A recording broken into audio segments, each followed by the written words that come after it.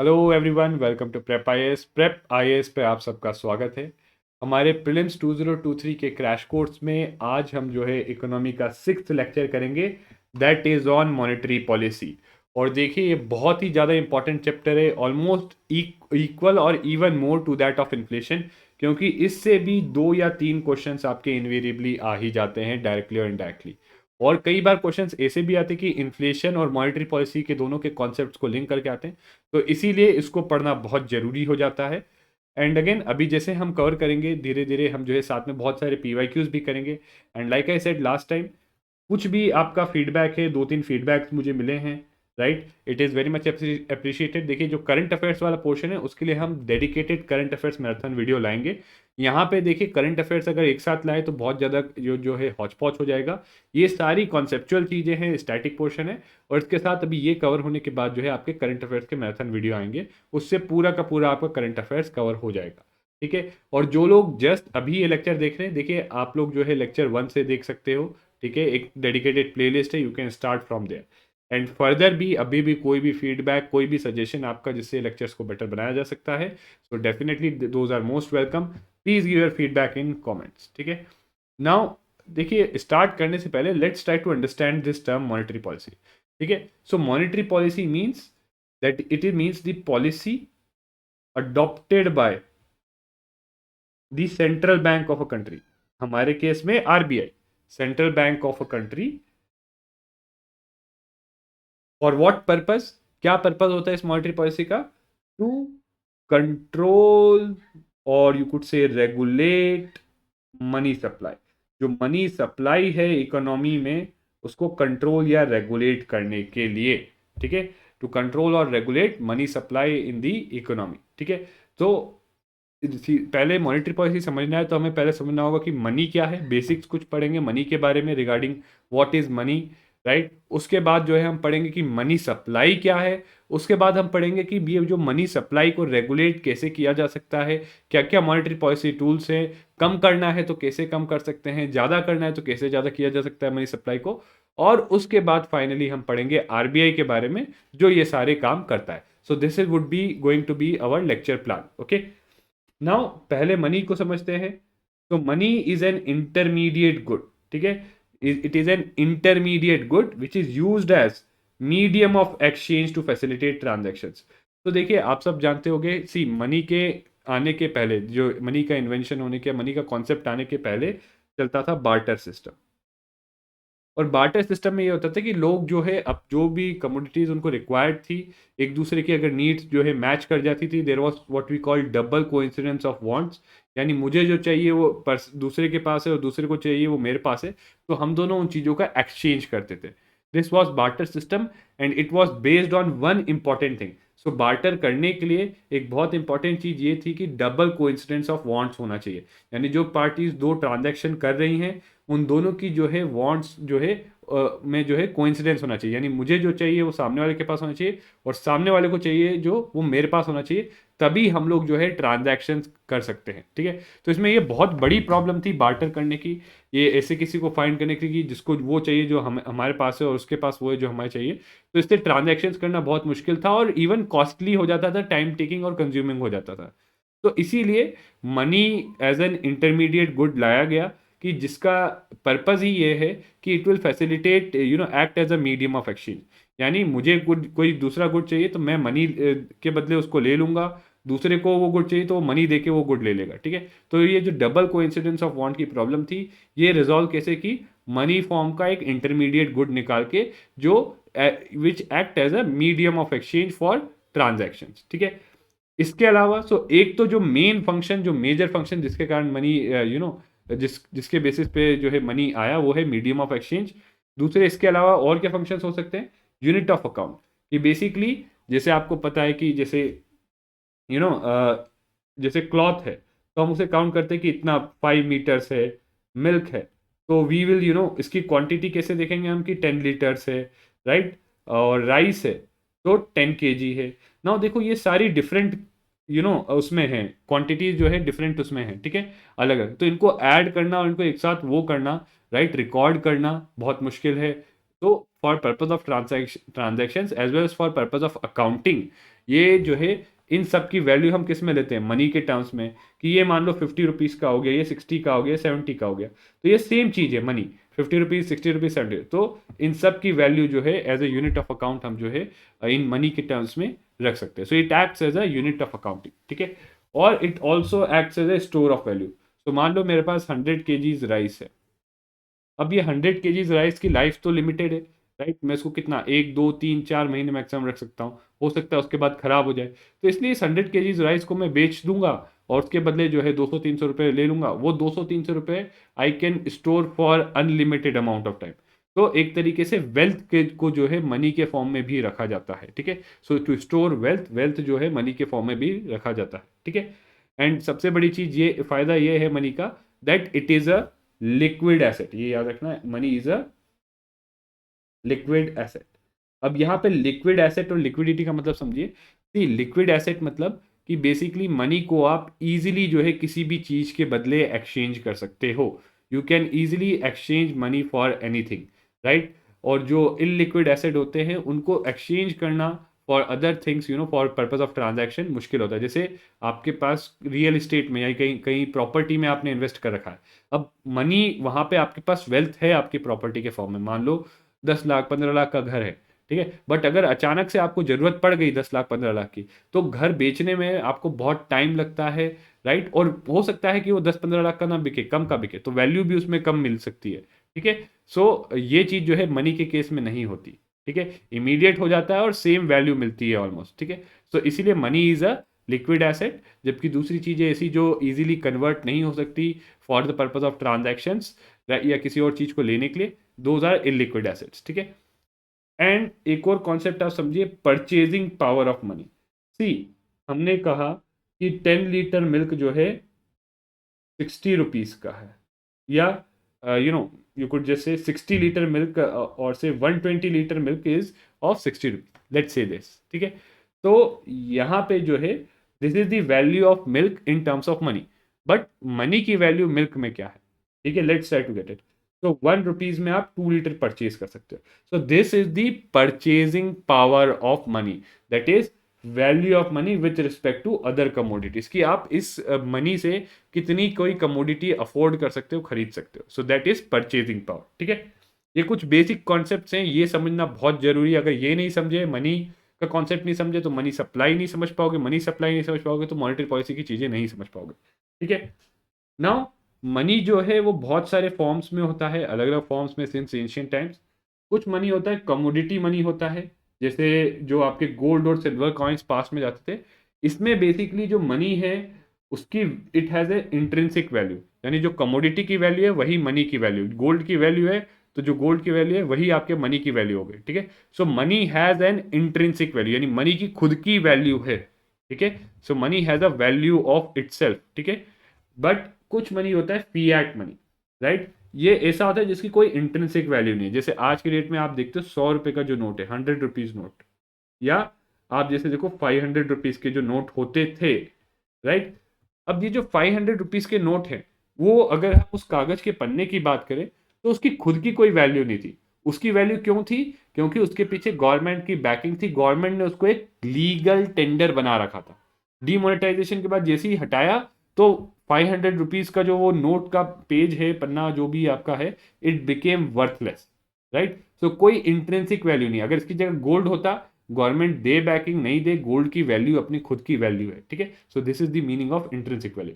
Fiat money की कोई intrinsic value नहीं होती, कमोडिटी मनी की इंट्रेंसिक वैल्यू होती है, राइट. और मोस्टली फिएट मनी की इंट्रेंसिक वैल्यू इसलिए होती है कि वो एक लीगल टेंडर डिक्लेयर कर दिया जाता है गवर्नमेंट के द्वारा, और गवर्नमेंट की जो है या किसी भी सेंट्रल अथॉरिटी की उस पर बैकिंग होती है. ठीक है. तो मेनली फिएट मनी में जो है करेंसी और कॉइन्स आते हैं. और ये लीगल टेंडर का मतलब ये है कि by law, by law it is recognised as a medium of exchange. तो लीगली उसको मीडियम ऑफ एक्सचेंज रिकॉग्नाइज कर रखा है for the purpose of settling transactions, और कोई भी उसको रिफ्यूज नहीं कर सकता. Nobody can refuse them. In India जो आपके नोट्स हैं, they are legal tender, right, and they can not be refuse for settling any transaction in India. जहां तक कॉइन्स की बात आती है, they are also legal tender, but up to a limit, ठीक है, एक लिमिट तक वो जो है कॉइन्स जो है आपके लीगल टेंडर, मतलब अगर आप एक लिमिट तक की पेमेंट करोगे वहां पे कॉइन जो है कॉइन्स में, तो सामने वाले को एक्सेप्ट करना पड़ेगा क्योंकि by law they are legal tender, ठीक है, कोई जो है लीगली डिनाई नहीं कर सकता। बट उस लिमिट के ऊपर कॉइन्स में आप पेमेंट करोगे तो वो जो है सामने वाला डिनाई कर सकता है, क्योंकि तब लीगल टेंडर नहीं है, ये याद रखना एक पॉइंट। दूसरी चीज, करेंसी के जो नोट्स होते हैं आपके करेंसी नोट्स, वो सारे के सारे for unlimited amount of transaction जो है लीगल टेंडर माने जाते हैं, ठीक है। और एक और फॉर्म ऑफ मनी है, वो है deposits with the bank, particularly जो हम बात करते हैं डिमांड डिपॉजिट्स। हालांकि इसमें अगर आप देखोगे देयर आर अलग अलग डिपॉजिट्स के भी कैटेगरीज होते हैं, depending on type of deposit we consider, उसके बेसिस पे हमें पता चलता है कि अलग अलग टाइप के जो है मनी सप्लाई होते हैं, ठीक है। तो मेनली डिमांड डिपॉजिट्स की बात हो रही है, which can be withdrawn on demand, जब भी आप बैंक में पैसा रखते हो, जब भी आपको जरूरत है आप विड्रॉ कर सकते हो। प्लस जो आपको चेक की फैसिलिटी मिलती है, that makes it easy to use as a medium of exchange. आज की डेट में अब जब हम डिजिटल पेमेंट्स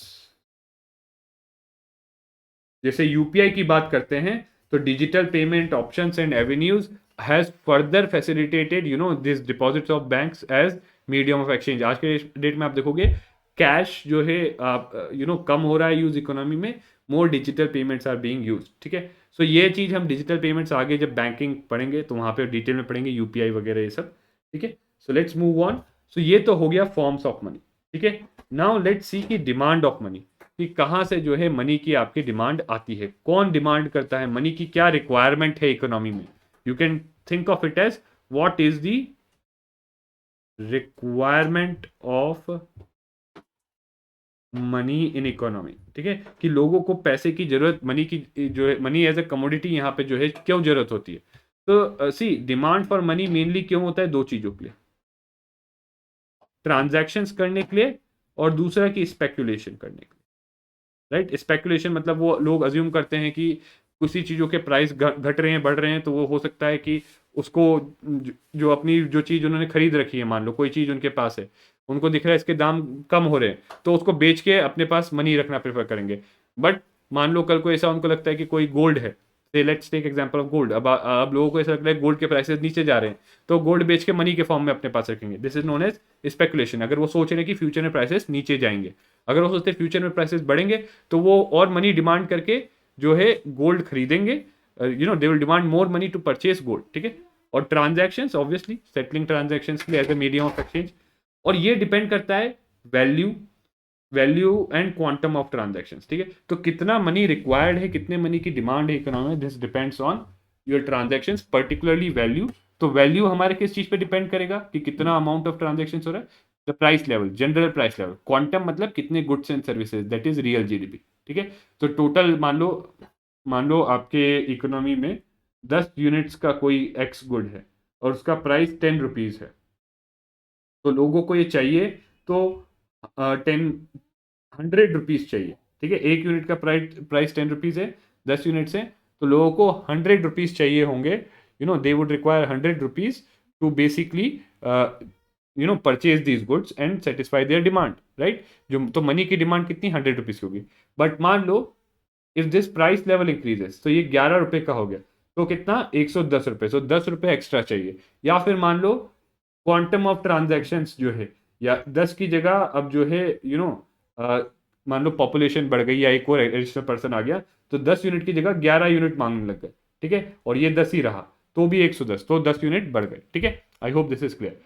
अगला है इनकम। इनकम भी एक फैक्टर है, अगर लोग ज़्यादा इनकम्स ज़्यादा बढ़ रही हैं, बढ़ती हैं, तो obviously people tend to demand more of goods, यानी वही चीज़ है quantum of transactions, more of goods they demand, so इसलिए उनकी स्पेंडिंग बढ़ जाती है, right.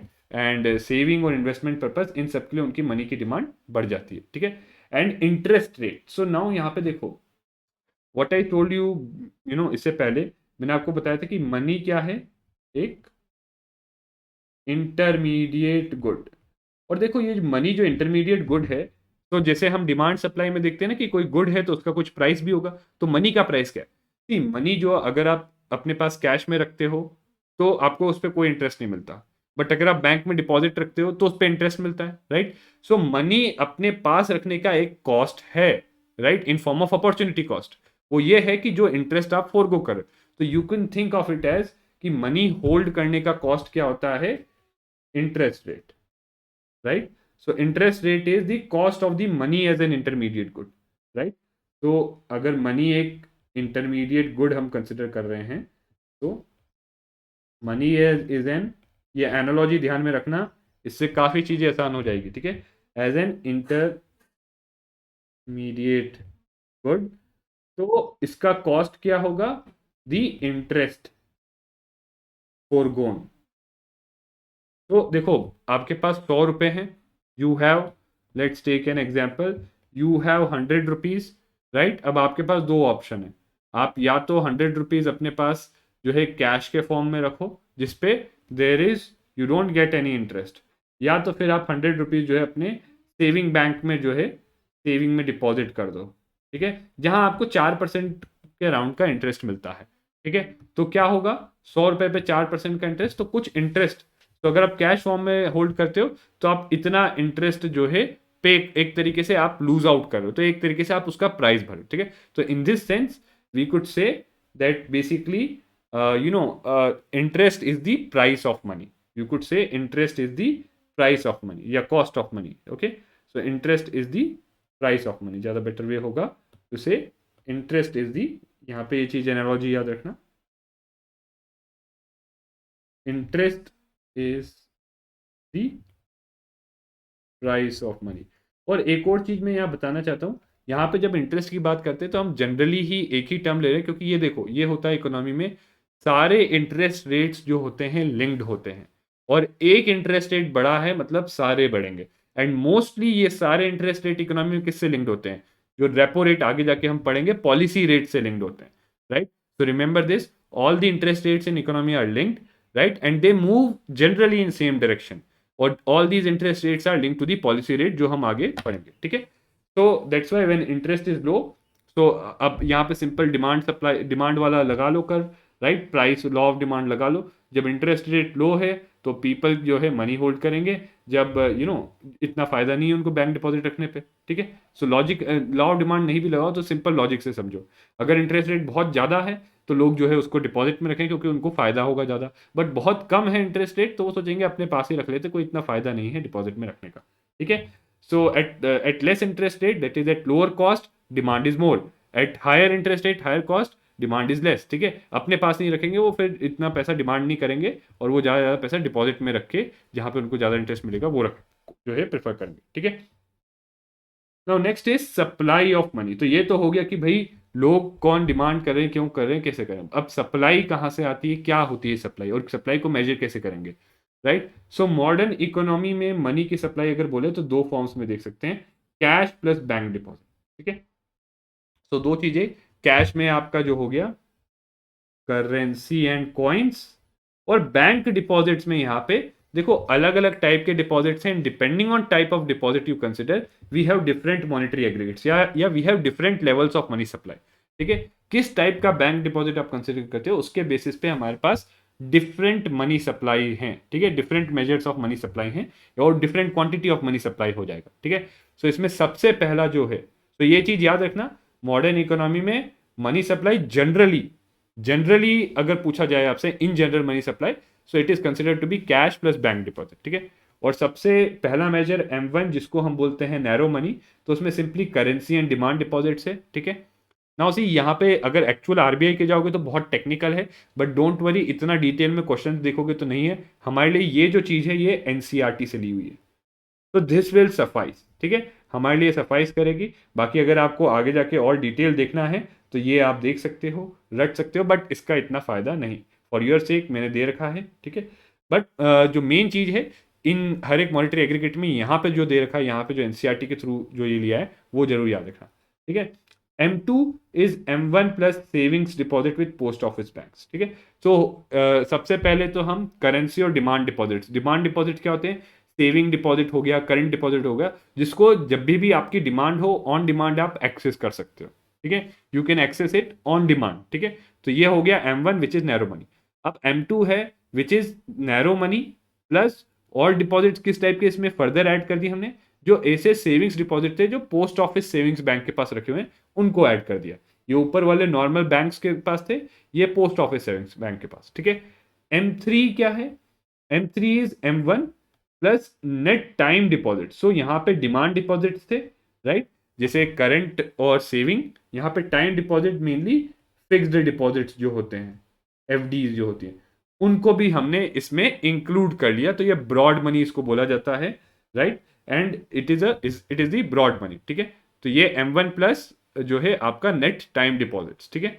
And most important thing is this one measure M3 is most commonly used and most commonly reported measure of money supply in the economy, और इसी को हम क्या बोलते हैं?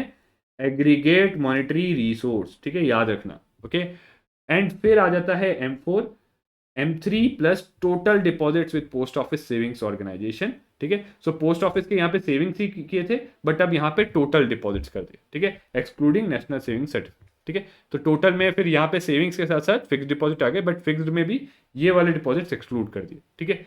तो अगर हम ऑर्डर ऑफ लिक्विडिटी देखें, यानी कितनी इजीली कौन सा मनी सप्लाई, अगर ये सारे मनी सप्लाई के इंडिकेटर्स हैं, तो इसमें सबसे ज़्यादा लिक्विड, यानी जिसमें सबसे ज़्यादा इजीली मनी एक्सेस करके यूज़ किया जा सकता है without any change in value, right, most liquid is M1, ठीक है, क्योंकि इसमें सीधा करेंसी और डिमांड डिपॉजिट जब आपको चाहिए तब आप यूज़ कर सकते हो। And least liquid is M4, ठीक है, याद रखना, क्योंकि फिक्स्ड डिपॉजिट जब आ जाते हैं तो फिक्स्ड डिपॉजिट में आपको FD तोड़वानी पड़ती है, उसके बाद ही आप यूज कर सकते हो, ठीक है। सो लिक्विडिटी कम हो जाती है वहां, ठीक है। आई होप दिस इज क्लियर।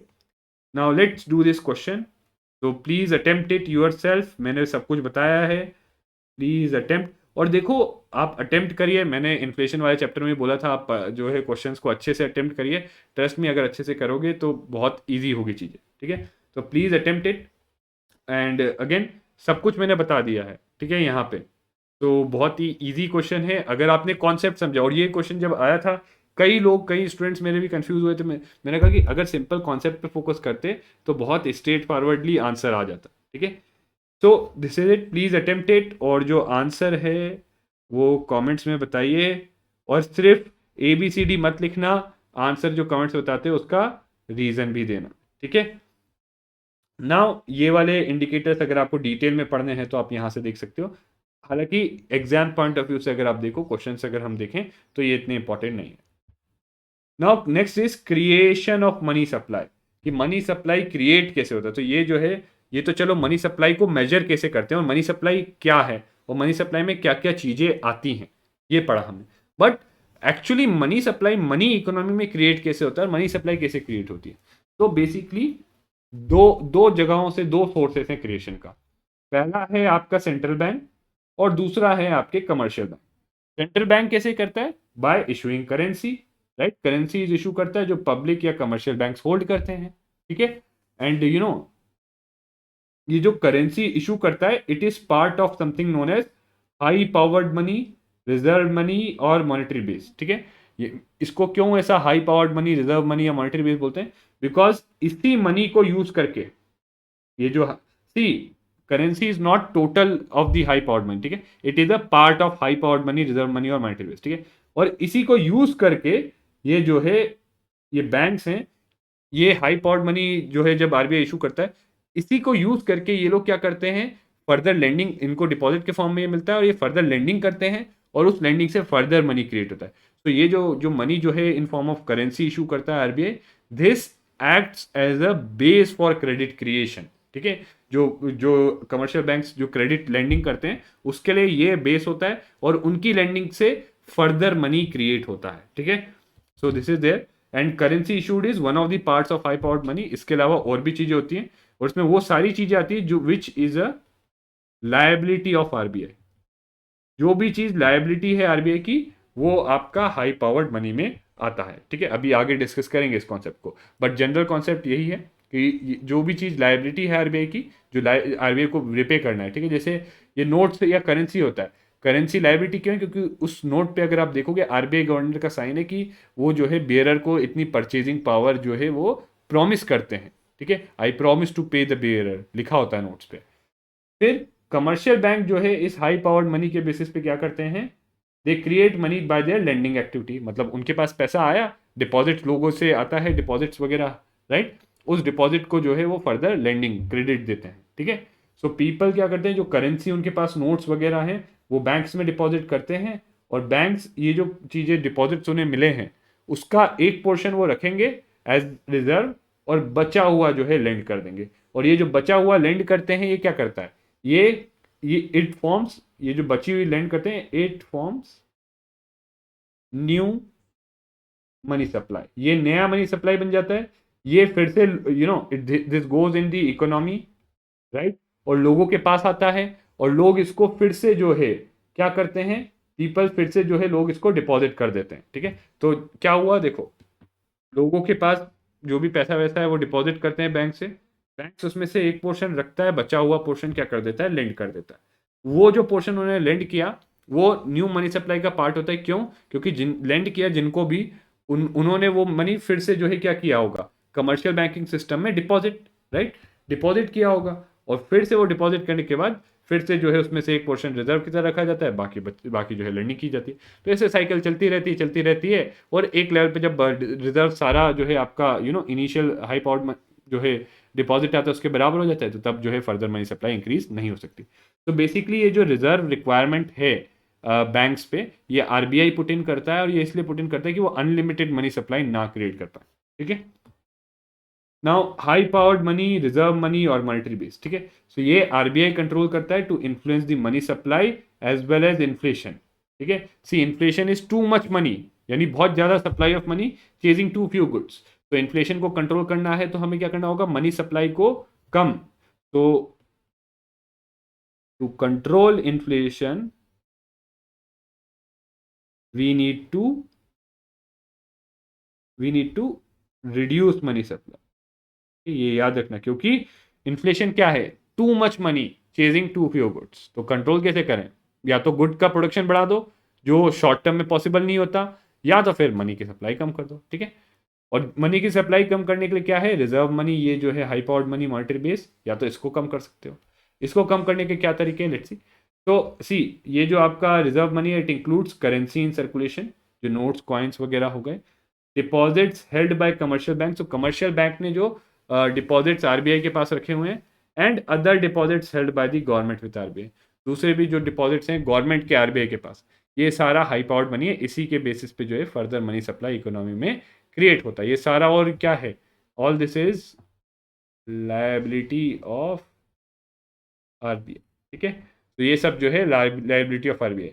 और बैंक्स क्यों डिपॉजिट करते हैं कमर्शियल बैंक्स आरबीआई के साथ, कि कमर्शियल बैंक आरबीआई के साथ रिजर्व रिक्वायरमेंट, याद करो, जो पोर्शन ऑफ मनी उनको हटा के रखना होता है, राइट, पूरा जो डिपॉजिट उनको मिला पूरा का पूरा यूज नहीं कर सकते, एक पोर्शन उनको हटा के रखना होता है, ठीक है, वो आरबीआई के पास रखते हैं। नाउ एम नॉट, इसको एम नॉट से बोला जाता है M0, ठीक है। So it is currency in circulation, bankers deposit with RBI, other deposit with RBI and RBI's other liabilities, ठीक है। इस तरीके से आप इसको डिफाइन कर सकते हो, ठीक है। तो it is an important indicator of liquidity in economy, ठीक है। सो आई होप ये मॉनेटरी बेस इसका कॉन्सेप्ट बहुत क्लियर होगा। Now let's come on to the idea of money multiplier. Money multiplier का आइडिया ये है कि अगर कोई इनिशियल डिपॉजिट XYZ जो भी आया बैंक्स के पास, तो उससे कितना मनी क्रिएट कर सकते हैं banks, how much money can banks create from an initial deposit, ठीक है। यहाँ पे हमने बताया था ना कि जो भी मान लो कोई मनी जो है लेंडिंग एक्टिविटी से करते हैं, तो लेंडिंग एक्टिविटी के लिए उनके पास शुरू में कोई डिपॉजिट आना चाहिए, राइट। तो वो डिपॉजिट जो आता है उसका एक पोर्शन वो रिजर्व रखते हैं, बाकी रेस्ट करते हैं, और फिर ये जो है बाकी रेस्ट जो है लेंड कर देते हैं, फिर ये साइकिल चलता रहता है। तो money multiplier is nothing but कि जो इनिशियल डिपॉजिट आया उसको कितनी बार वो लोग लेंड करके जो है अपना they could lend it how many times and how much money supply further they can create from an initial deposit, ठीक है। सो ये डिपेंड करता है आपकी रिजर्व रिक्वायरमेंट पे, एज वेल एज कहीं ना कहीं it also depends on the banking habit, ठीक है। क्योंकि अगर ज़्यादा बैंकिंग हैबिट है तो इनिशियल डिपॉजिट ज़्यादा होंगे, अगर बैंकिंग हैबिट नहीं है लोगों की बैंक से पैसा रखने के लिए, वो लोग कैश में रखते हैं, तो इनिशियल डिपॉजिट्स कम होंगे, तो अमाउंट ऑफ मनी जो आएगा वो भी कम होगा, ठीक है। तो ये CRR SLR और ये जो है बैंकिंग हैबिट ऑफ पीपल उस पर डिपेंड करता है। और मनी मल्टीप्लायर की बात करें तो 1 by reserve ratio, right. So जितना ज़्यादा रिजर्व रेशो, तो more the reserves the banks are required to keep in form of CRR SLR, ये पढ़ेंगे अभी आगे CRR और SLR क्या है। तो जितना ज़्यादा उनको रिजर्व रखना पड़ता है CRR और SLR के फॉर्म में, उतना जो है मनी मल्टीप्लायर कम होता है, और जितना कम रिजर्व होता है उतना मनी मल्टीप्लायर ज़्यादा होता है।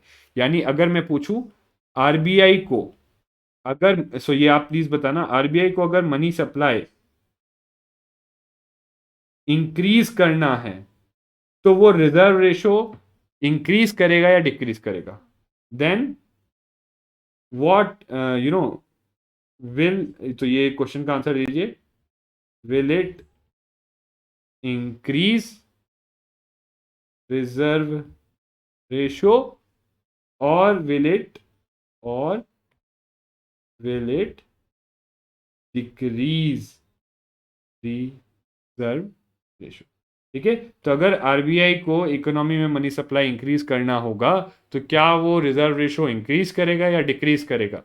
ठीक है, प्लीज बताइए, और सिर्फ आंसर नहीं देना, एक्सप्लेन भी करना है। ठीक है, तो अगेन यहाँ पे आई होप इससे आपको समझ में आ गया होगा कि रिजर्व रेशो बढ़ेगा तो क्या होगा मनी मल्टीप्लायर पे इफेक्ट, और मनी मल्टीप्लायर कम ज़्यादा होने से ज़्यादा होगा मनी मल्टीप्लायर, तो ज़्यादा आपका मनी सप्लाई होगा, कम होगा मनी मल्टीप्लायर तो कम होगा। ठीक है, नाउ रिजर्व रेशो जो है आपका depends on, is a portion of deposit they have to retain as reserve. ठीक है, सो याद रखना reserve ratio is also portion of deposit they have to retain as reserve. ठीक है, तो ये तो ऑलरेडी आपको बता ही दिया।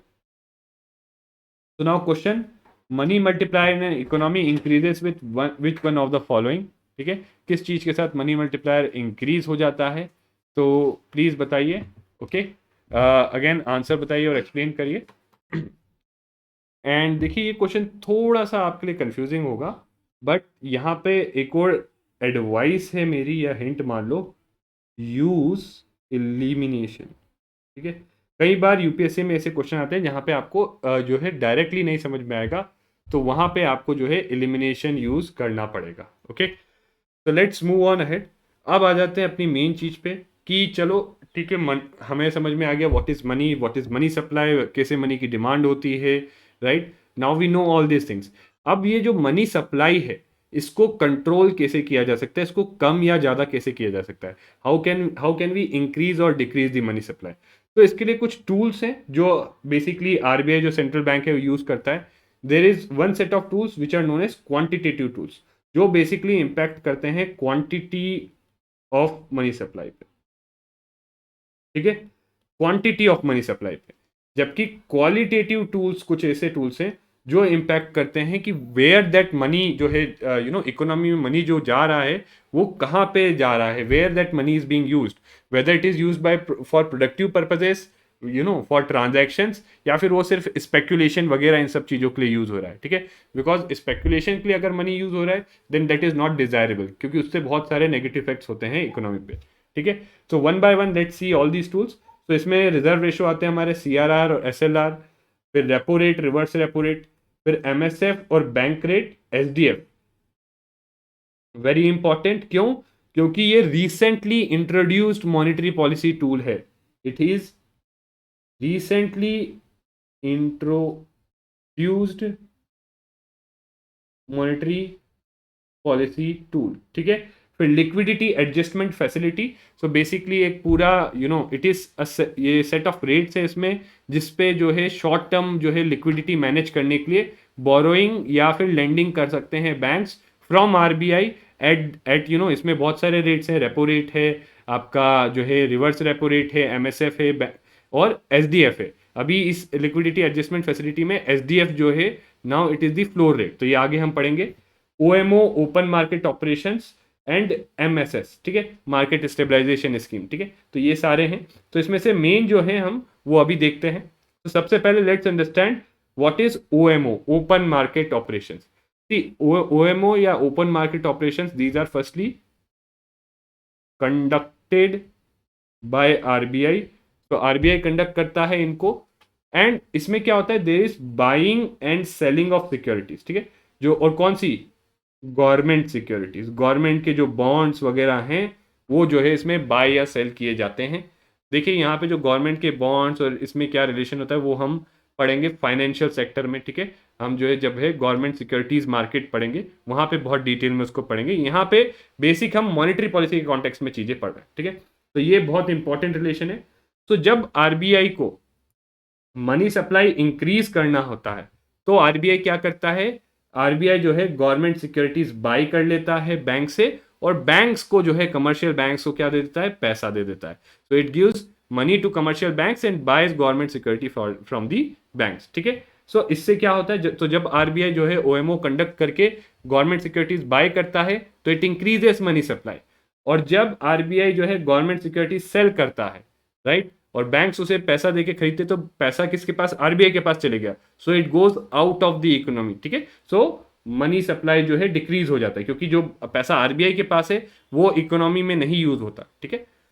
Now two types of OMO होते हैं, दो तरीके के ओपन मार्केट. एक जो होते हैं आउटराइट ओएमओ होते हैं, जो परमानेंट, मतलब जो एक बार बेच दिया बस बेच दिया, उसमें कोई रीपर्चेज की अभी मैं आपको बेच रहा हूँ 10 दिन के लिए, फिर वापस 10 दिन बाद खरीद लूंगा, ऐसा कोई फंडा नहीं होता. ठीक है. There is no repurchase. और दूसरा जो होता है रीपर्चेज ऑपरेशंस होते हैं, जिसमें आरबीआई बेचता है या अभी, तो उसमें जिस एग्रीमेंट है सेल का, उसमें जो है वापस की 7 दिन 14 दिन जो भी है, या ओवरनाइट में रीपर्चेज का भी जो है कमिटमेंट रहता है. और इवन कमिटमेंट के साथ साथ ये भी कि किस प्राइस पे रीपर्चेज करेगा. तो देखिए, तो इसमें दो टाइप के रीपर्चेज होते हैं. एक होता है रेपो, हो गया ओएमओ में, जहां पे सेंट्रल बैंक सिक्योरिटी बाय करता है, गवर्नमेंट बॉन्ड्स वगैरह बाय करेगा किसी कमर्शियल बैंक से, राइट.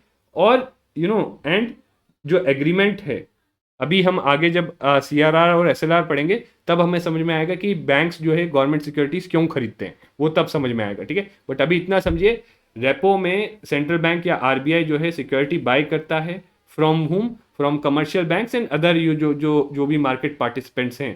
ठीक है.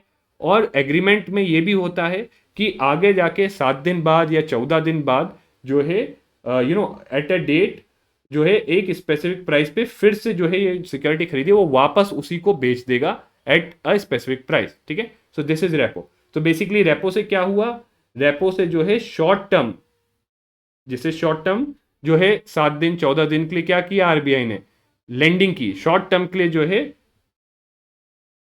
शॉर्ट टर्म लेंडिंग की, किसको, कमर्शियल बैंक्स को. और शॉर्ट टर्म लेंडिंग क्यों करते हैं कमर्शियल बैंक्स को, सो कभी कभी उनकी जो है लिक्विडिटी में, यानी शॉर्ट टर्म जो है अपनी लाइबिलिटीज मीट करने में वो चैलेंज फेस करते हैं, तो लिक्विडिटी की प्रॉब्लम्स होती है, तो शॉर्ट टर्म लेंडिंग के लिए जो है ये उनको जो है दिया. ठीक है. और रिवर्स रेपो इसका एग्जैक्टली उल्टा है. आरबीआई क्या करता है यहाँ पे, शॉर्ट टर्म बोरोइंग. और शॉर्ट टर्म बोरोइंग कैसे, सिक्योरिटी सेल करता है कमर्शियल बैंक को, पर जिस एग्रीमेंट के अंदर सिक्योरिटी सेल की है उसी के अंदर ये लिखा होता है कि इतने 7 दिन या 14 दिन बाद जो है आरबीआई वापस वो सिक्योरिटी बाय कर लेगा एट सर्टेन प्राइस. ठीक है. तो शॉर्ट टर्म बोरोइंग जो है ये आरबीआई की शॉर्ट टर्म बोरोइंग हो गई, और ये आरबीआई की शॉर्ट टर्म लेंडिंग हो गई. तो या फिर जो है बैंक्स जो है अपना पैसा, जिनके बैंक्स के पास, जिनके पास एक्सेस पैसा है, और शॉर्ट टर्म में वो जो है अपना एक्सेस पैसा जो है गवर्नमेंट सिक्योरिटी खरीद के आरबीआई को लेंड कर सकते हैं, उस पर इंटरेस्ट कमा सकते हैं बेसिकली. ठीक है. क्योंकि जब आरबीआई दोबारा जो है वो जैसे सेंट्रल बैंक ने अभी सेल की, जब दोबारा बाय करेगा तो वो ऑब्वियसली जिस प्राइस पे सेल किया उससे हायर प्राइस पे बाय करेगा. उसको जो है हम, ये किस रेट पे बाय करेगा, कितना हायर प्राइस पे करेगा, उसको हम बोलते हैं रेपो, उसको रिवर्स रेपो रेट बोलते हैं, और रेपो के केस में रेपो रेट बोलते हैं. ठीक है. एंड अगेन जो ये रेपो ऑपरेशंस होते हैं, ये रीपर्चेज ऑपरेशंस होते हैं, ये हमने बोला ना कि एक डेट के बाद, तो कितने दिन के लिए होते हैं, 7 दिन के लिए होंगे, 14 दिन के लिए होंगे, और अभी रिसेंटली कोविड के टाइम में जो है लॉन्ग टर्म के लिए भी 1 ईयर के लिए, जिसको हम बोलते थे long term repo operations LTRO, और 3 ईयर्स जो है targeted long term repo operation. तो देखो, लॉन्ग टर्म हमें समझ में आ गया कि 1 साल के लिए, टारगेटेड क्या है इसका मतलब यहाँ पे, TLTRO targeted long term repo operations. तो टारगेटेड क्या, कि जो रेपो ऑपरेशन से पैसा होगा वो जो है किसी एक पर्टिकुलर चीज के लिए यूज किया जाएगा. It won't B use for everything. जो भी इंस्टीट्यूशन है जिसको रेपो ऑपरेशन के थ्रू जो है मनी मिला है, it would be use for a specific purpose. ठीक है. यहाँ पे 1 साल के लिए लैंडिंग की गई है, यहाँ पे 3 साल के लिए. ठीक है. सो आई होप इससे आपको एक ओवरऑल जनरल आइडिया हो गया हो. Now let's come on to the idea of your what we say CRR and SLR, कि CRR और SLR क्या है. ठीक है. So CRR and SLR basically आपका जो है, just a second, yes.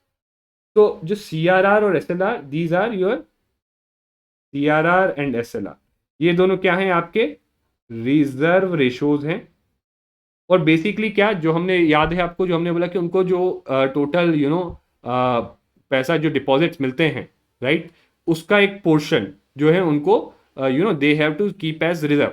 CRR के केस में ये बोला जाता है कि जो बैंक्स हैं उनको अपने net time and demand liabilities, bank को अपने NTDL, net time and demand liabilities, time liabilities क्या होगी, बैंक के पास जैसे एग्जांपल फिक्स्ड डिपॉजिट हो गए। डिमांड लायबिलिटीज क्या होगी, सेविंग्स और करंट अकाउंट। क्यों बैंक के लिए डिपॉजिट्स जो है लायबिलिटीज होती है, क्यों, क्योंकि बैंक के पास जो पैसा मैंने रखा है वो मेरा पैसा है, वो बैंक के पास रखा है, बैंक की लायबिलिटी क्यों, क्योंकि बैंक को वो मुझे वापस करना है, या तो ऑन डिमांड जैसे सेविंग अकाउंट हो गया या करंट अकाउंट, तो ऑन डिमांड वापस करना है, या तो फिर एक टाइम के बाद अगर मैंने फिक्स डिपॉजिट में।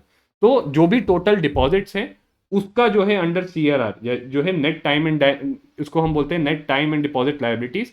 तो under CRR net time and deposit liabilities का एक परसेंटेज जो है, a percentage of this has to be kept by bank, has to be kept in cash with RBI.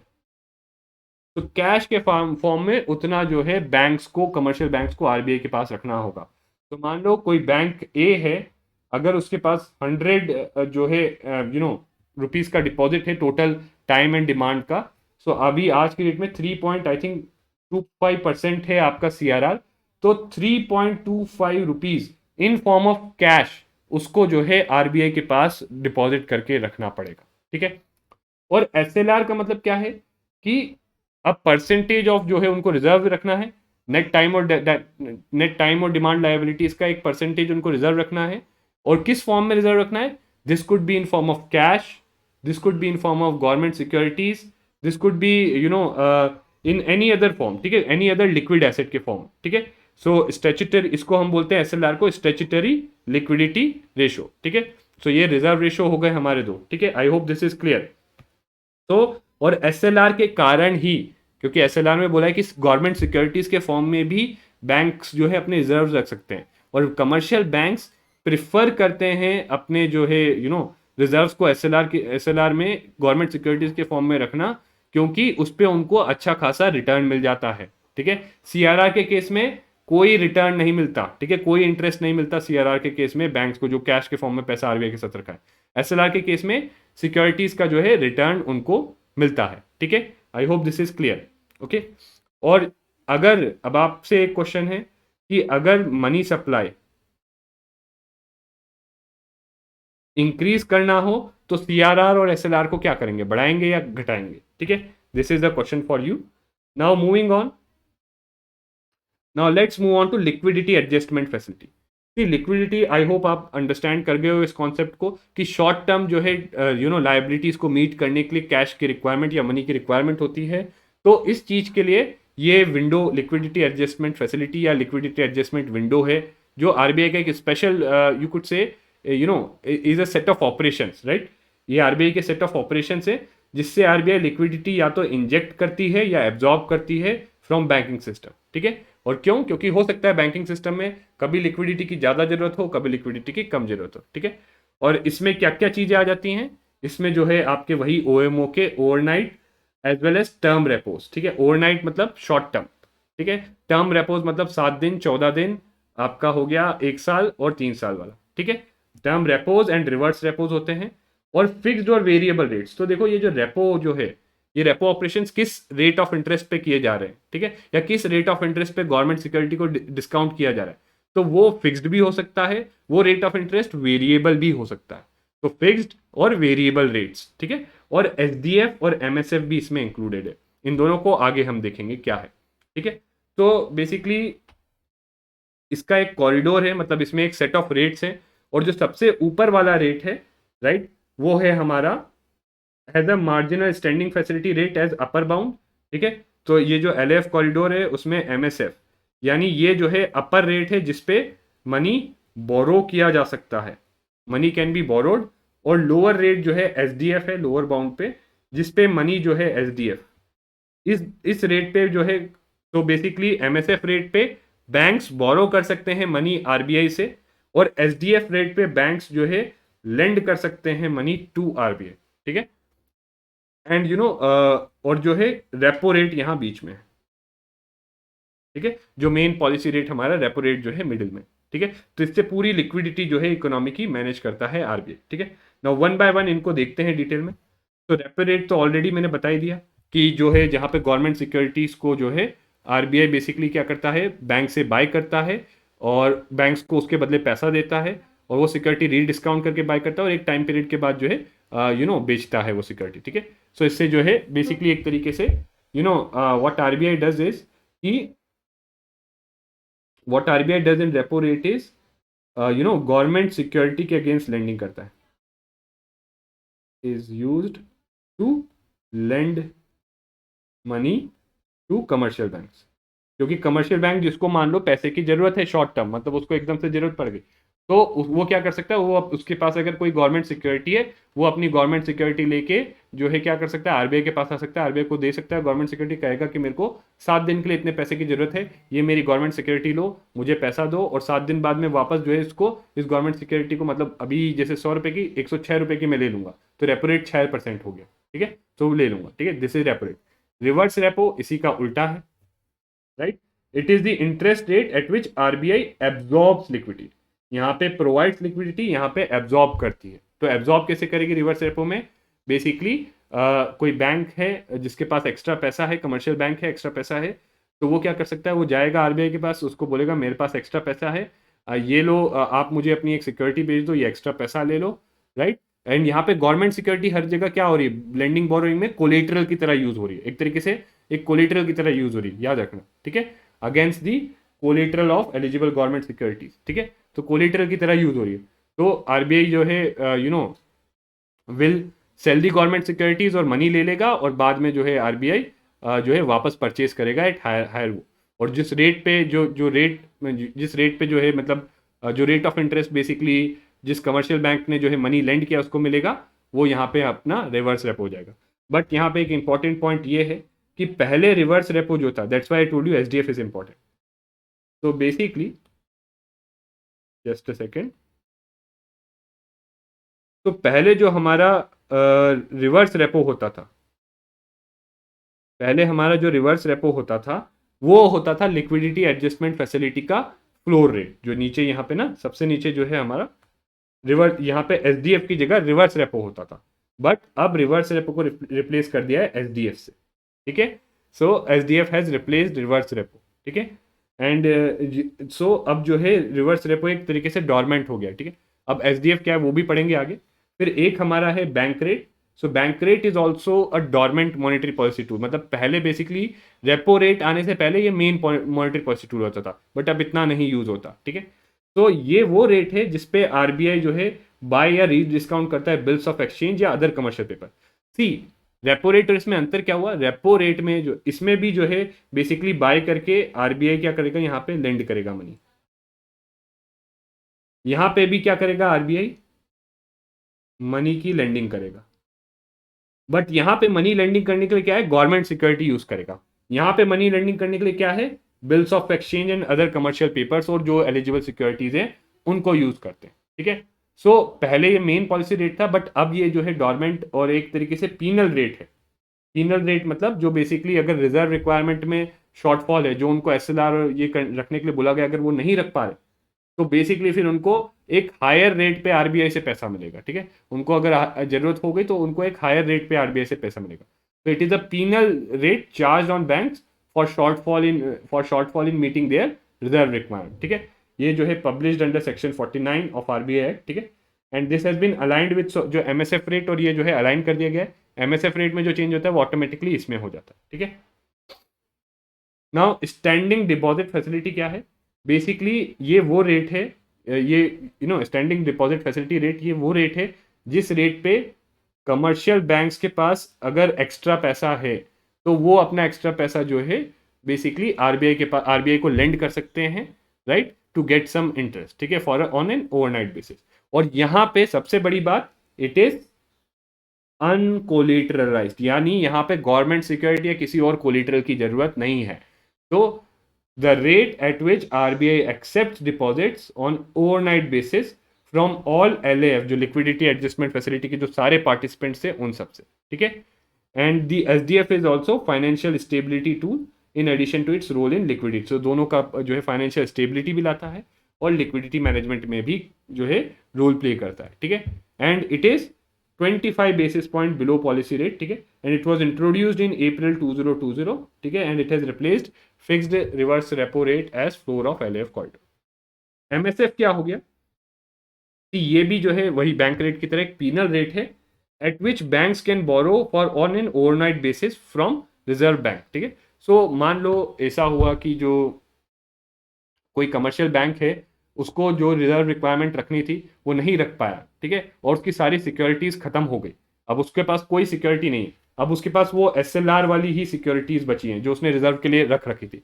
तो अब अगर उसको if that bank requires money for अपनी जो भी इमीडिएट लिक्विडिटी नीड्स के लिए, और ये रिजर्व वाली ही है, तो वो क्या कर सकता है कि इन सिक्योरिटीज में डिपेंड कर सकता है अप टू 2%, और उसको यूज करके जो है मनी जो है लिक्विडिटी ले सकता है। बट इस पे जो है एक हायर रेट जो है उन्हें देना पड़ेगा। So it's that's why it's a penal rate. Repo rate से ज़्यादा रेट देना पड़ेगा क्योंकि उनका जो रिजर्व रिक्वायरमेंट वाली सिक्योरिटीज थी वो यूज करें, that means they were not able to meet the reserve requirement, ठीक है। So this is a safety valve against unanticipated liquidity shocks to banking system, ठीक है। So it is 25 basis points above repo rate. That's why it's a penal rate, ठीक है। So banks को जो है अपना जितना रखना चाहिए था रिजर्व वो नहीं रख पाए, that's why it's a penal rate. That's why, क्योंकि वो अपने रिजर्व वाली सिक्योरिटीज को जो एसएलआर में जो रिजर्व में करने के लिए उन्होंने जो सिक्योरिटीज इन्वेस्ट करके रखी थी उसके 2% तक वो जो है टैप कर सकती है for liquidity requirement, but at a higher rate. तो ओवरऑल अगर देखोगे तो मेन लिक्विडिटी मैनेजमेंट टूल कौन सा है आरबीआई का? It's 14-day term repo and reverse repo auction at variable rate, ठीक है, conducted to coincide with cash reserve ratio, ठीक है। सो ये जो सीआरआर वाला जो है मेंटेनेंस साइकिल, मतलब सीआरआर का एक साइकिल है कि इतने टाइम में आपको जो है हर इतने टाइम में देखा जाता है कि सीआरआर मेंटेन कर रहे हो या नहीं कर रहे हो, और उसी टाइम में जो है ये 14-day जो है रिवर्स रेपो ये कंडक्ट किया जाता है ताकि अगर जो नहीं कर पा रहे उनको जो है they could meet the liquidity requirements, ठीक है। तो CRR maintain cycle is the main liquidity management tool, ठीक है, याद रखो। मेन टूल कौन सा यूज करती है? 14 सी। थोड़ा सा ये ज़्यादा डिटेल में जा रहा हूँ मैं, but there is a possibility क्योंकि नॉर्मल आस्क कर चुके तो ये पूछ सकते हैं, दैट्स वाई। बट आपको देखो अगर इतना भी नहीं आया, मोटा मोटा याद कर लो कि मेन टूल कौन सा यूज करते हैं? 14-day term repo and reverse repo auction at variable rate, ठीक है। और सीआरआर जो है मेंटेनेंस साइकिल के साथ वो अलाइंड होता है, ठीक है। और उसके अलावा बीच में क्या करते हैं? तो इसको सपोर्ट करने के लिए फाइन ट्यूनिंग ऑपरेशंस, और फाइन ट्यूनिंग ऑपरेशंस क्या है? ओवरनाइट एंड लॉन्गर टेन्योर के जो है फाइन ट्यूनिंग ऑपरेशंस होते हैं, राइट। सो इसमें जो है और भी ओवरनाइट रेपोज जो हमने बताए थे वो फाइन ट्यूनिंग के लिए यूज करते हैं, वो मेन नहीं है। तो मेजर जो मेन ट्रांजैक्शंस लिक्विडिटी को लेके होती हैं वो हमारी कब होती हैं? Those transactions happen mainly in the 14-day जो है term repo and reverse repo. उसके अलावा छोटी मोटी अगर लिक्विडिटी को लेके जो है रिक्वायरमेंट है तो वो ओवरनाइट या फिर longer term, even 28-day term का भी होता है, ठीक है, वो सब होती है to tide over unanticipated liquidity.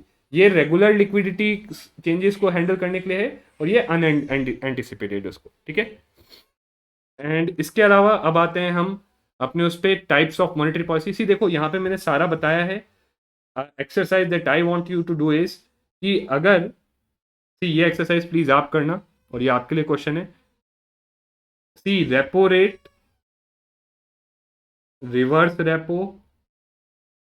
CRR, SLR, आपका SDF, sorry just a second, तो repo rate, reverse repo rate, ठीक है, just a second, CRR slash SLR, ठीक है, then your MSF, your SDF, ठीक है। ये यहाँ पे आपको बताना है यहाँ पे कि इनका ये टेबल आप बनाओ, अपने लिए बनाओ, ये मेरे लिए नहीं, अपने लिए बनाओ, और नहीं बन पाई तो कमेंट्स में बताना, मैं आपको अगले क्लास में बना के बता दूंगा, ठीक है। तो ये जो सारी चीज़ें हैं आप ये बताइए कि अगर रेपो रेट इंक्रीज होगा तो इंक्रीज इन रेपो तो मनी सप्लाई क्या होगा? मनी सप्लाई डिक्रीज या इंक्रीज, ठीक है, ऐसे करके लिखिए। डिक्रीज तो मनी सप्लाई क्या होगा? इंक्रीज तो मनी सप्लाई क्या होगा, डिक्रीज तो मनी सप्लाई क्या होगा, ठीक है। आई कैन टेल यू, मैंने तो काफी ज्यादा डिटेल में बता दिया, आई कैन टेल यू, आप खुद से करिए, अगर खुद से करोगे तो आपको याद रहेगा और जो क्वेश्चंस आते हैं आप बड़ी इजीली कर पाओगे, ओके। तो do this exercise for yourself, ये एज अ नोट अपने पास बना के रखना, ठीक है। अगर नहीं कर पाओगे तो डोंट वरी, अगले लेक्चर में मैं आपको ये बना के दे दूंगा, ठीक है। बट अगर खुद से करोगे तो आपको हमेशा के लिए याद रह जाएगा, आपको फिर जो है कभी जो है ये चीज याद करने की जरूरत नहीं पड़ेगी। नाउ नेक्स्ट पोर्शन जो हम कवर करेंगे वो है हमारा टाइप्स ऑफ मॉनेटरी पॉलिसी, ठीक है। तो सी, जो मॉनेटरी पॉलिसी क्या है, क्या चीज की जाती है और उसका क्या इम्पैक्ट होगा। तो जैसे एक्सपांशनरी मॉनेटरी पॉलिसी की बात करते हैं, if you talk about it, expansionary, expansionary मतलब to increase money supply, right. और इसमें आप बता दो मनी सप्लाई इंक्रीज करने के लिए आरबीआई क्या करेगा, गवर्नमेंट सिक्योरिटीज, जैसे मान लो जो आपके जी सेक्स बोलते हैं उन्हें, government securities, will it buy और sell, what will it do, government securities buy या सेल करेगा। अगर मनी सप्लाई इंक्रीज करना है तो गवर्नमेंट आरबीआई क्या करेगा, गवर्नमेंट सिक्योरिटीज बाय करेगा, राइट। सिमिलरली रेपो रेट जो एक्सरसाइज करनी है वो इंक्रीज करेगा या डिक्रीज करेगा, बताइए। अगर मनी सप्लाई जो है इंक्रीज करना है तो रेपो रेट इंक्रीज करेगा या डिक्रीज करेगा, ठीक है। तो रेपो रेट जो है बेसिकली डिक्रीज करेंगे। Reverse repo, reverse repo rate RBI increase करेगा या डिक्रीज करेगा under expansionary monetary supply, that is हमें मनी सप्लाई इंक्रीज करने हैं। तो रिवर्स रेपो क्या करेगा, इंक्रीज करेगा या डिक्रीज करेगा, ओके। सो ये भी जो है डिक्रीज करेगा, बिकॉज रिवर्स रेपो इज कि आरबीआई किस रेट पे बोरो करता है कमर्शियल बैंक से। अगर आरबीआई कम रेट पे बोरो करेगा कमर्शियल बैंक से तो कमर्शियल बैंक्स जो हैं वो आरबीआई को लेंड करना नहीं चाहेंगे उल्टा, तो इसलिए मनी सप्लाई जो है इकोनॉमी से बाहर नहीं जाएगा और मनी सप्लाई जो है बढ़ेगा, ठीक है, ये रहेगा। और इसके अलावा जो है आपका एसडीएफ है, ठीक है। एसडीएफ पे भी किस रेट पे बोरो करता है, तो अगेन डिक्रीज। अगर कम रेट पे करेगा तो बैंक्स प्रिफर नहीं करेंगे कमर्शियल बैंक्स के आरबीआई के साथ अपना पैसा रखना, वो इकोनॉमी में ही रहेगा, ठीक है। और MSF, again this is almost same, ठीक है, मेनली यही है आपका, ठीक है। एसडीएफ भी सेम है, ठीक है, मेनली ये है, okay. And contractionary monetary policy मतलब मनी सप्लाई जब आरबीआई को डिक्रीज करना है तो आरबीआई क्या करेगा, ये तो बताया, इसी का जस्ट अपोजिट करेगा, जस्ट अपोजिट, ठीक है। तो याद रखना, प्लीज डू टेल मी, जो भी आपको आप प्लीज कमेंट्स में बताइए, ठीक है।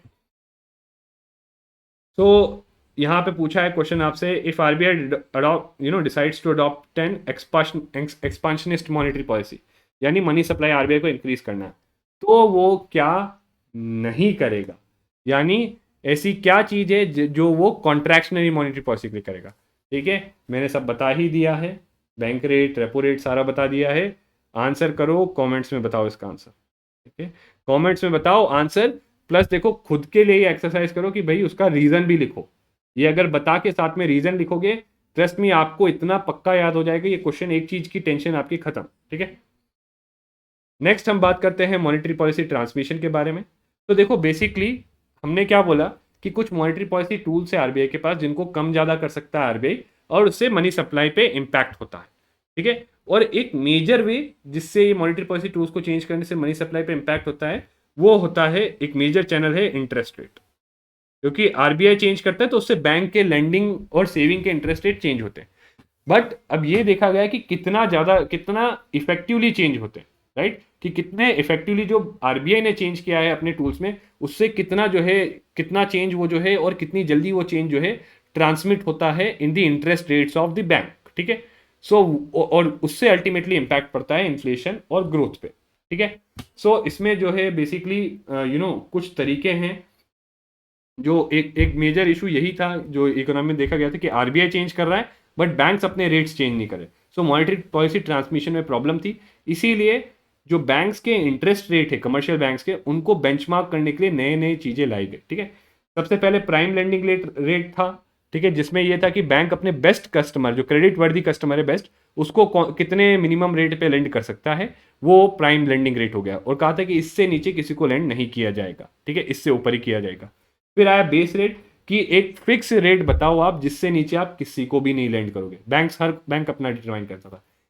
फिर आया marginal cost of funds based lending rate, MCLR, यानी बैंक को जो एक्स्ट्रा फंड्स अरेंज करने पड़ते हैं जिसको यूज करके वो फर्दर लेंडिंग करेगा, तो उसकी क्या कॉस्ट थी, उसके बेस पे इंटरेस्ट रेट्स डिटरमाइन होंगे। ठीक है, ज्यादा डिटेल में इसमें जाने की जरूरत नहीं है क्योंकि ये अब रिप्लेस हो रहा है with external benchmarking of India. यानी जो बैंक्स के इंटरेस्ट रेट अब हैं वो आरबीआई ने कहा है कि आप इसको डायरेक्टली लिंक करो या तो आरबीआई के रेपो रेट से या 91 डे टी बिल मतलब एक गवर्नमेंट सिक्योरिटी होती है, आगे हम पढ़ेंगे, टी बिल से, 182 डे टी बिल से, या फिर कोई और benchmark of interest rate produced by FBIL, financial benchmarks of India limited. ठीक है, ये करना। नाउ ये पूरा हमारा मॉनेटरी पॉलिसी का जो है कवरेज हो गया। हमने पढ़ लिया मनी क्या है, मनी सप्लाई क्या है, मनी डिमांड क्या है, मनी के सप्लाई को जो है कम ज़्यादा करने के लिए टूल्स क्या है, और मनी सप्लाई कम करना है तो उन टूल्स को किसको कम करना है, क्या करना है, ये पढ़ लिया। ज़्यादा करना है तो क्या करना है, और कैसे जो है ये मनी उन टूल्स को चेंज करने से कैसे इम्पैक्ट आ सकता है। मेनली जो है जो इम्पैक्ट आता है वो बैंक्स के इंटरेस्ट रेट में चेंज से आता है, और उसको लिए क्या इकोनॉमी में प्रोविजन है वो देख लिया। अब देखते हैं ये सब करने वाला जो है हमारा मेन सेंट्रल बैंक, उसके बारे में थोड़ा बहुत जानते थे। Now this part would be factual. तो ये नोट्स तो आपको मिल ही जाएंगे। इस नोट्स को if you want these notes please join our Telegram group, वहां पे आपको मिल जाएंगे। And this is factual part. So ये जो फैक्चुअल है इसमें सी अगेन मैं क्विकली आपको चीजें मेन चीजें बताता रहता हूँ। ठीक है, so mainly it was established in April 1, 1935 और जो है RBI एक्ट 1934 के अकॉर्डेंस में। और ये बेसिकली इसकी रिकमेंडेशन किसने दी थी, हिल्टन यंग कमीशन। याद रखना, हो सकता है हिस्ट्री में आपसे पूछ ले, Hilton young commission. And originally RBI was privately owned, याद रखना, वो तो सिर्फ 1949 में ही नेशनलाइज किया गया था। It was nationalised in 1949 and then it was fully owned by government of India. ठीक है, देन इसके प्रीएम्बल क्या है, just go through it.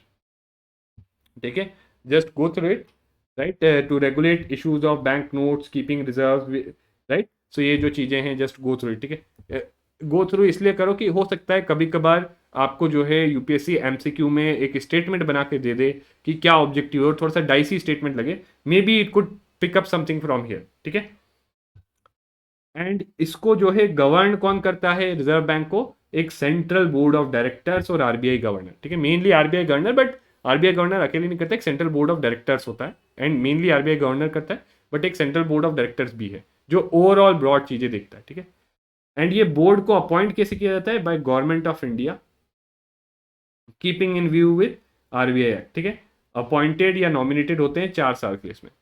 Constitution क्या है, ऑफिशियल डायरेक्टर्स होते हैं इसमें फुल टाइम में, जिसमें governor and not more than 4 deputy governors, ये ऑफिशियल डायरेक्टर्स हो गए। नॉन ऑफिशियल डायरेक्टर्स होते हैं जो गवर्नमेंट नॉमिनेट करके इसके बोर्ड पे लाती है, 10 directors from various fields and 2 government officials, और अदर में 4 डायरेक्टर्स और होते हैं, 1 from each of the 4 local board. So RBI के बहुत सारे लोकल बोर्ड्स हैं वहां से। ठीक है, तो क्वेश्चन आया, consider the following statement, the governor of RBI is appointed by the central government and certain provisions of constitution of India give central government the right to issue direction. So देखो constitution ने ही हमने क्या पढ़ा, RBI act. ठीक है, and governor of RBI draws his power from the RBI. ठीक है, तो 1 and 3। Okay, the answer is 1 and 3। ठीक है, फैक्चुअल है, purely easy one. Now board of financial supervision एक जो है सब बोर्ड, मतलब सेंट्रल बोर्ड का एक छोटा बोर्ड बनाया हुआ है। ठीक है, और पर्पस क्या है इसका, supervision and surveillance of financial system. ठीक है, सो ओवर जो है कमर्शियल बैंक्स पे करता है, फाइनेंशियल इंस्टीट्यूशंस और एनबीएफसीज, इन सब पे जो है इनका सुपरविजन करना और इनका सर्विलेंस करना काम है बोर्ड ऑफ फाइनेंशियल सुपरविजन का। ठीक है, so this is it's work. और ये जो है basically it is one of the जो सेंट्रल बोर्ड है उसी का जो उन्हीं में से कुछ मेंबर्स को मिला के जो है बोर्ड ऑफ फाइनेंशियल सुपरविजन बनाया। ठीक है, एंड ऑब्वियसली ये पूरा प्राइमरी ऑब्जेक्टिव आप पढ़ सकते हो यहाँ पे। तो किस किस को जो है सुपरवाइज करता है, scheduled commercial bank, cooperative bank, all India financial institution, ये पढ़ेंगे। ये इंपॉर्टेंट होता है कि आई फीस ये क्या होते हैं। ठीक है, local area banks, small finance banks, payment bank, ये पढ़ेंगे। क्रेडिट इंफॉर्मेशन कंपनीज, एनबीएफसीज वगैरह, प्राइमरी डीलर्स। ठीक है, now comes to the important part. इस पे क्वेश्चन आए हैं कि आरबीआई के फंक्शंस क्या हैं। एक तो हमने देख लिया मैनेजिंग मॉनेटरी पॉलिसी, जिसमें आरबीआई रेट्स वगैरह चेंज करता है। ठीक है, दूसरा है करेंसी इशू करना। ठीक है। सो करेंसी जो सारे नोट्स आरबीआई इशू करता है, कॉइन्स जो हैं वो गवर्नमेंट लाती है, ठीक है, याद रखना। कॉइन्स जो हैं वो जो है इशू कौन करती है, गवर्नमेंट, और उनको जो है मनी सप्लाई में कौन लाती है, आरबीआई, ठीक है। सो सर्कुलेशन में पुट करना कॉइन्स का काम जो है आरबीआई का है, और इशू करने का काम जो है, तो इशूअर ऑफ करेंसी में ये जो सारे नोट्स हैं वो आरबीआई करता है, जबकि जो कॉइन्स हैं वो गवर्नमेंट ऑफ इंडिया करती है, याद रखना, ठीक है। Regulation of banking sector and NBFCs, अभी जब पढ़ेंगे आगे बैंकिंग एनबीएफसीज वहां पे पढ़ेंगे इसको डिटेल, किस तरीके से करता है, क्या बेसल नॉर्म्स वगैरह हैं, ठीक है।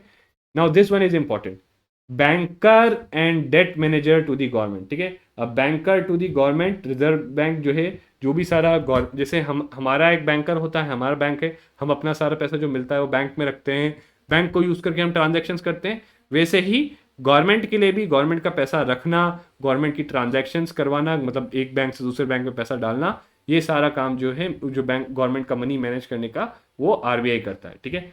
गवर्नमेंट के लिए लोन्स फ्लोट करना और उनको मैनेज करना, जो है जो गवर्नमेंट को अगर जो नो लोन्स चाहिए तो लोन्स के लिए गवर्नमेंट की सिक्योरिटी सेल करके जो पैसा आता है लोन्स के फॉर्म में जनरेट करना, वो आरबीआई करता है।